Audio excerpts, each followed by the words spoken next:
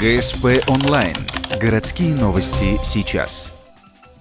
Пятница, 12:00, Дворец молодежи. Праздник Анбур, что в переводе с коми азбука или букварь. В зале больше 100 второклашек. В этом году они только начали знакомство с родным для нашей республики языком. На сцене сотрудники и активисты коми-центра. Такой праздник они проводят уже 4-й раз. Традиционно к концу учебного года. Дети в восторге. Представление воспринимают всегда очень хорошо.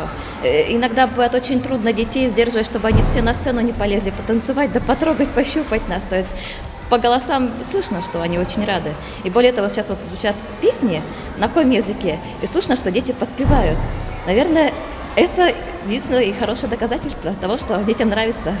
Главным действующим лицом в спектакле становится Войт, Капелька. Персонаж не случайный, это героиня учебника коми-языка, по которому и узнают предмет ухтинские школьники.